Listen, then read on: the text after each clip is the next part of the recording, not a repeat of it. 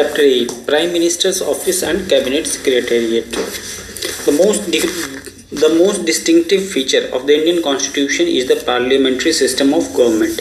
It provides the basic organizational setting in which public policies are formulated. Essentially, this system of government means that there is, number one, a parliament directly elected by the people on party lines. Number two, and there is also a council of ministers with the prime minister at the need to aid and advise the president, who acts in accordance with such advice. The real executive is the prime minister and his council of ministers. In this unit, we shall describe the various bodies which provide institutional support to the prime minister in his official and policy making functions. Powers and functions of prime minister. Being the head of the Council of Ministers and therefore of the Cabinet, the Constitution authorizes the Prime Minister to advise the President about the appointment of ministers and to act as a link between him and the administration. As the leader of the political executive, the Prime Minister is expected to provide direction in policy formulation to ensure administrative efficiency and to establish liaison with the people and parliament. As the chief executive, his functions may briefly be described as determining the main lines of administrative policy, issuing necessary directions and orders, coordinating organizational details, controlling the management of finance, appointing and removing of personnel, supervising and controlling administrative operations, and conducting public relations. The Prime Minister's main role in regard to administrative management in government consists in identifying capabilities of his colleagues and senior officials and stimulating action and teamwork in organization and method. Institutional support to the Prime Minister. Institutional arrangements have evolved over the years in the form of secretarial agencies or thinking cells to give direct assistance to the Prime Minister in his official functions. The main institutions involved in helping the Prime Minister in decision making in the realm of politics and administration have, since independence, been the cabinet committees, the cabinet secretaries, and the Prime Minister's office. Evolution of Prime Minister's office. The Prime Minister's office came into existence after India became independent. The Prime Minister's Secretariat, as it was then known, provided the secretarial assistance needed by the Prime Minister in his public activities and functions as the head of the government. In 1948 to 49, during the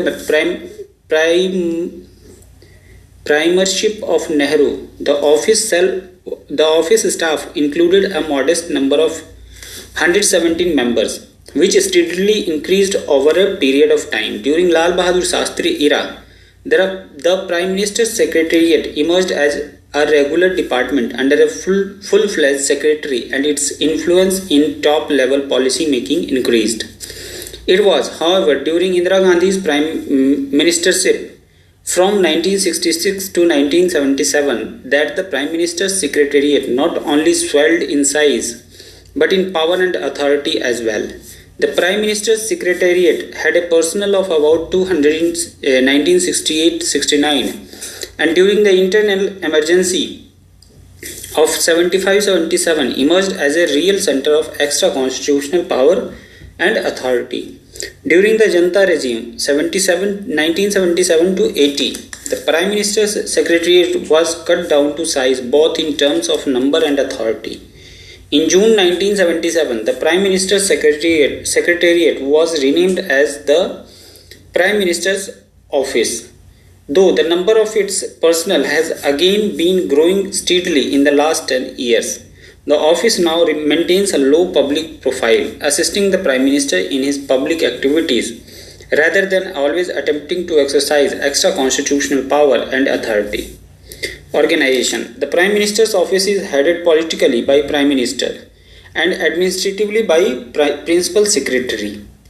Additionally, it consists of one or two additional secretaries, 3 to 5 joint secretaries, a number of directors, deputy secretaries, and under secretaries. There are also other officers like officer on special duty, private secretaries, and so on. These officers are supported by regular office establishment. The background and experience of the key personnel in the Prime Minister's office is not stated in a formal manner, and the incumbents are appointed in this office to essentially provide secretarial help to the Prime Minister.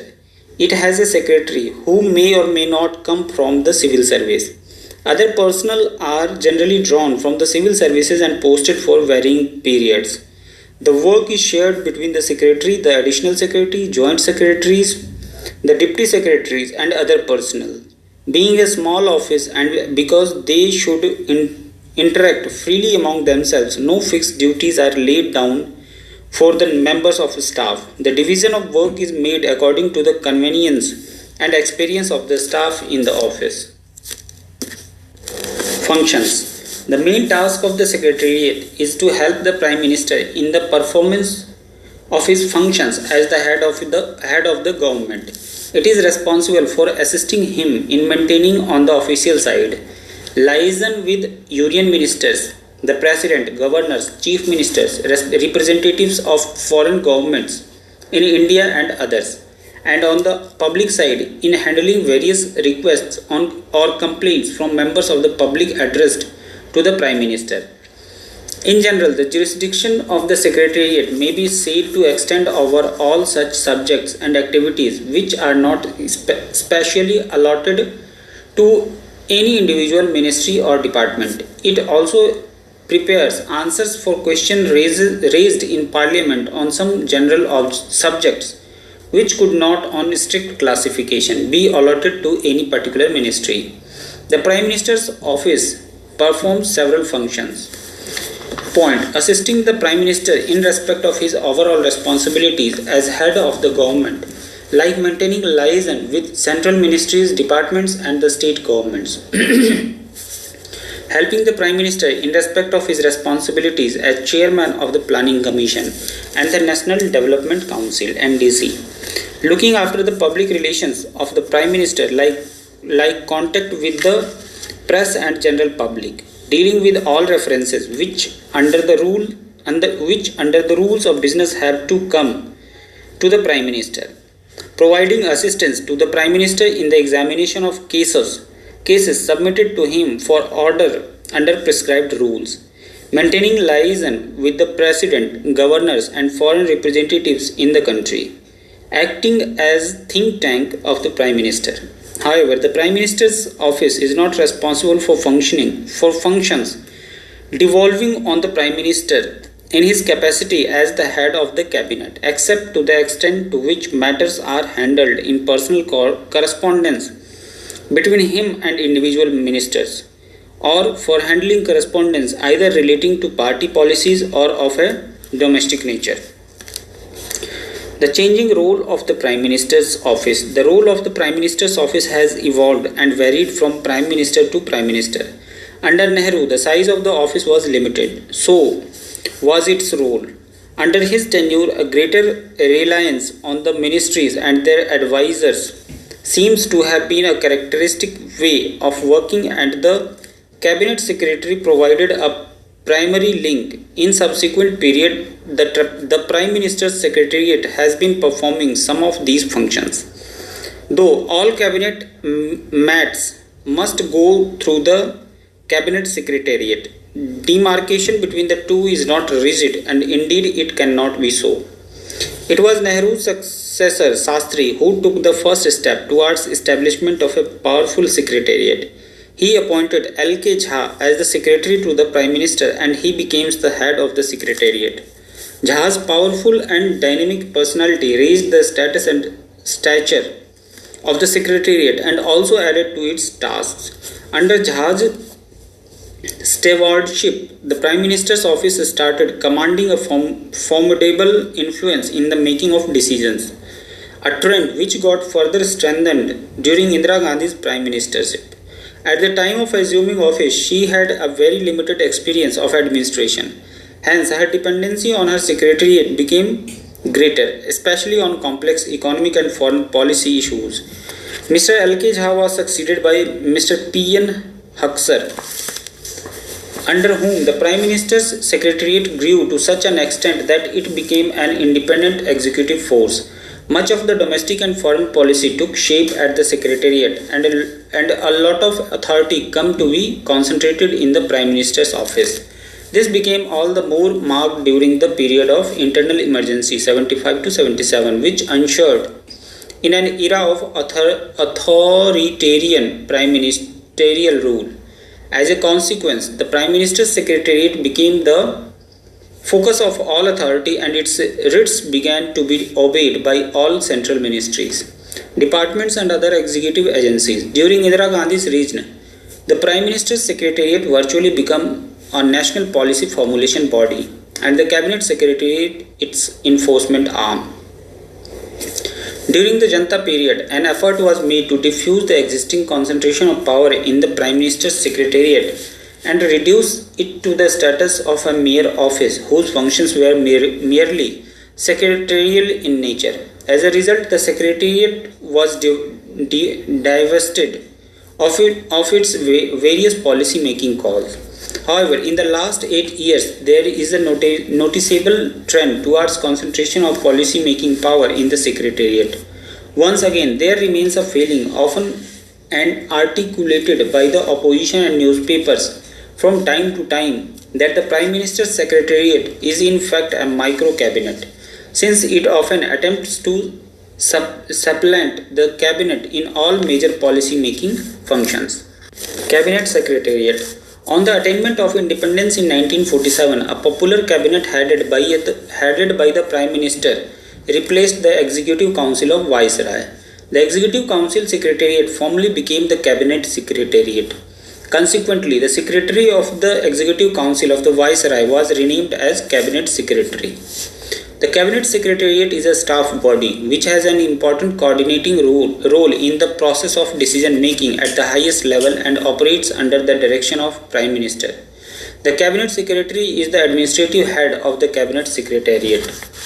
Evolution of Cabinet Secretariat in India. In 1948, the Cabinet decided to start the Economic and Statistical Coordination Unit as a part of the Cabinet Secretariat. Its work was to secure all available information from existing statistical cells of the various ministries' departments and to present this information periodically to the Cabinet. It was also required to coordinate the activities of various ministers and to give them advice about future work. The unit also took over the work relating to development schemes from the Secretariat of the Development Board pending the constitution of the Planning Commission. In this capacity, its function was to examine various development schemes of the center and the states and report to the cabinet about them. After the setting up of the Planning Commission in March 1950, this work was transferred to the Commission. In 1949, the Cabinet approved the Central Statistical Office to be attached to the Secretariat and to establish a Central Statistical Unit which was set up in 1950. This unit was to function in an advisory capacity. Later in February 1951, the work relating to statistical coordination and statistical publication of a general nature, which was previously being handled by economic advisor to the Government of India in the then Ministry of Commerce, was transferred to the Cabinet Secretariat in May 1961. In May 1961, a central statistical organization was set up, which together with the statistical unit was attached to the Cabinet Secretariat. Following the report on the reorganization of the machinery of the government 1949, the Cabinet decided that the Economic Committee of the Secretariat, which was previously located in the Ministry of Finance, should be treated as a part of the Cabinet Secretariat and called it Economic Wing. The Economic Wing was intended to develop eventually into a central economic office. However, the proposal did not materialize, and it was decided that the work done by the Economic Wing should be transferred to the Finance Ministry, which had already set up a central economic office. Early in the same year, the work relating to the Joint Communication Electronics Committee, which was a subcommittee of the Chief of Staff Committee, was transferred from the Ministry of Defence to the Cabinet Secretariat and attached to its military wing. Organization and Method Division O&M. Organization and Method Division of the Government of India started functioning in March 1954, continued to remain as a separate wing of the Cabinet Secretariat till 25th March 1964, when a new department called Administrative Reforms was set up in the Ministry of Home Affairs, and the O&M, Organization and Method Division, was transferred to this new department. It was decided on 15th February 1961 that the Central Statistical Organization and attached office of the Cabinet Secretariat should be given the authority and status of a department of the government. Accordingly, the Department of Statistics was created in 1961 as a part of the Cabinet Secretariat with adequate authority to consider statistical methods, to advise on and issue general directions regarding the setting up of standards, norms and methods of data collection to all central and state agencies, and to deal with references from them on such questions.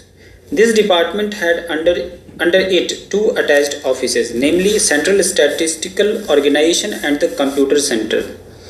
In addition, it had one subordinate office, the Directorate of National Sample Survey. This department, however, was later taken out of the Cabinet Secretariat.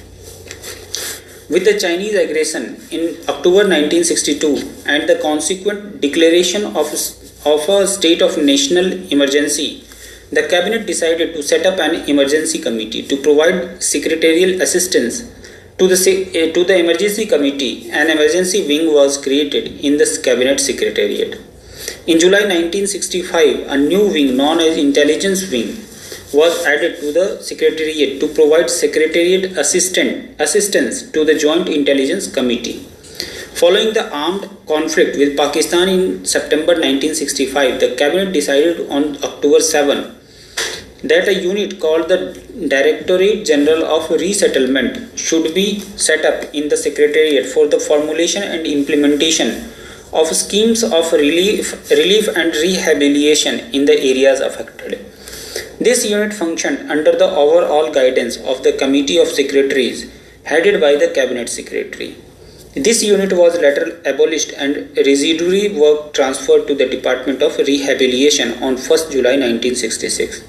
In January 1966, the Bureau of Public Enterprises was shifted from Ministry of Finance to the Cabinet Secretariat, but was soon retransferred to the ministry.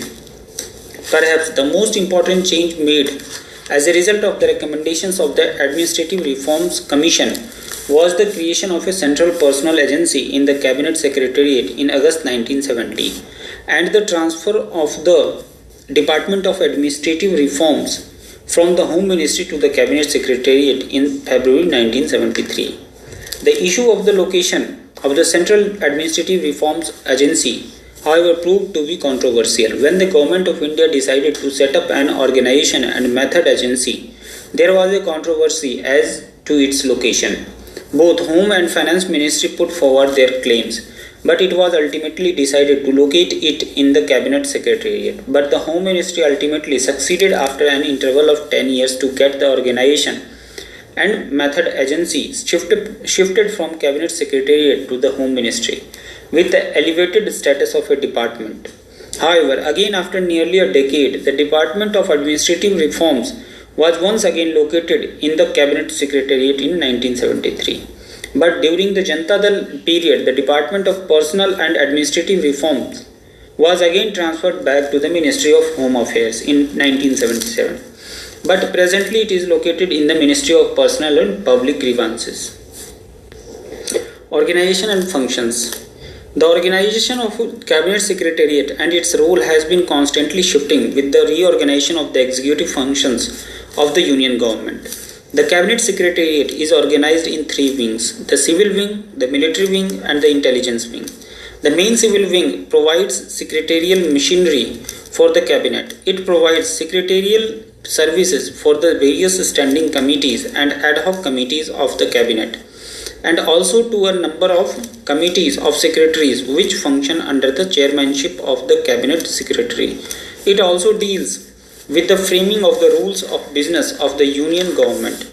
The military wing is responsible for all secretarial work connected with the meetings of the Defence Committee, National Defence Council, Military Affairs Committee, and a number of other committees concerned with defence matters. The intelligence wing concerns itself with matters relating to the Joint Intelligence Committee of the Cabinet. In addition to the three wings, there is a Joint Communication Electronics Committee located in the Cabinet Secretariat. The head of the Cabinet Secretariat is the Cabinet Secretary. The efficiency of the Cabinet depends on a large extent on the Cabinet Secretariat, whose duty is to prepare in a meaningful way the agenda of the Cabinet meeting, to provide information and material necessary for its deliberations, and of drawing up records of the discussions and decisions both of the Cabinet and its committees. It also oversees the implementation of the necessary decisions by the ministries concerned. This last function involves the calling of information from various ministries and departments. It keeps the President, the Vice President, and all the ministries informed of the major activities of the government conducted in several ministries by circulating monthly summaries and brief notes on important matters. It serves the committees of secretaries which meet periodically under the chairmanship of the Cabinet Secretary to consider and advise on problems requiring interministerial consultation and coordination. It finalizes the rules of businesses and allocates the business of the Government of India to the ministries and departments under the direction of the Prime Minister with the approval of the President. In addition, the Cabinet Secretariat supplies secretarial assistance to the Cabinet committees. Role of the Cabinet Secretary. The office of the Cabinet Secretary and its functions has evolved over a period of time. The Administrative Reforms Commission 1969 recommended that Chief Secretary should be appointed for the period of 3 years. This term of 3 years was recommended to enable the functionary to provide effective leadership to the civil service. Recently, NDA government accepted the recommendations of the Administrative Reform Commission that Cabinet Secretary should be appointed for the fixed term of 2 years. The first to benefit was T.R. Prasad. He is a member of the civil service and presides over the committees of secretaries. These committees examine interministry matters and issues that concern the government as a whole. The Cabinet refers certain matters to them as well. The committees, however, recommend a decision to the concerned ministry. They do not decide. The Cabinet Secretary directly handles all senior appointments in the government. From the early 1950s, the practice followed is that the Cabinet Secretary usually does not prepare papers for the Cabinet or its committee, nor does he take upon himself the responsibility of a comprehensive scrutiny of the agenda papers for the Cabinet. All that he does is to ensure that the notes are self-contained and that appropriate details for discussion are provided, occasionally seeking clarification or raising points for modification with ministry concerned. The Cabinet Secretary is present in all meetings of Cabinet and its committees. He is responsible for preparing the agenda, priorities of items, and allocation of subjects to Cabinet committees. The Prime Minister approves these. In these matters, the Cabinet Secretary has to exercise his judgment, taking into account the national priorities and what is considered important by ministries. The Cabinet minutes are prepared by the Cabinet Secretary and decisions communicated to the ministries by him. The Cabinet Secretary has to play a varied role. He must keep track of urgent problems in socio-economic and political aspects, on bottlenecks in the implementation of government programs, on issues that the Prime Minister should know urgently and matters requiring his decisions. The Cabinet Secretary must use his discretion in all these matters and keep himself up to date with relevant data. As there are no fixed source for such data, and indeed there could not be, the interpersonal skills of the incumbent and the confidence he evokes are two important requirements of the job. Cabinet committees. The cabinet makes use of committee system to facilitate decision making in specific areas. The business roles provide for the constitution of standing committees of the cabinet to ensure speedy decisions on vital questions of political and economic significance and other matters of importance, as also to ensure coordination in well-defined fields of administration. These committees change according to the requirements of the situation, and occasionally ad hoc committees are appointed. Size. The number of such committees has been changing from time to time, and no outsider could tell exactly what the existing committee are at a given time.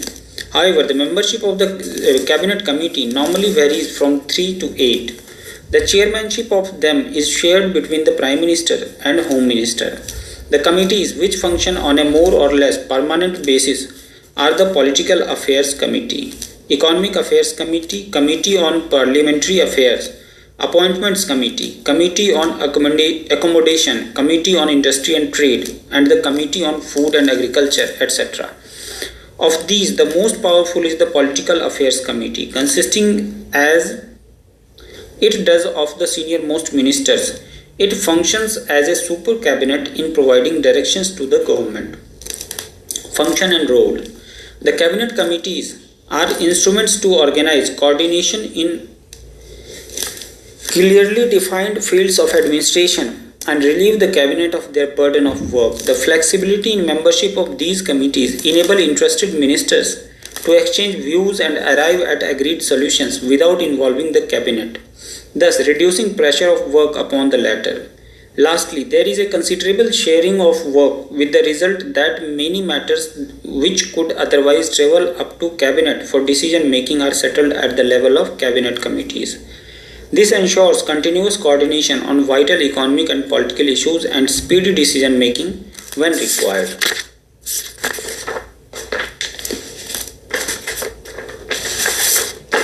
Any matter which calls for a cabinet decision may come directly to the appropriate committee before the cabinet takes a decision. The cabinet may often merely accept the decision already taken by the cabinet committee. However, despite the fact that some cabinet committees have often exercised real authority, these committees have not been uniformly or consistently effective.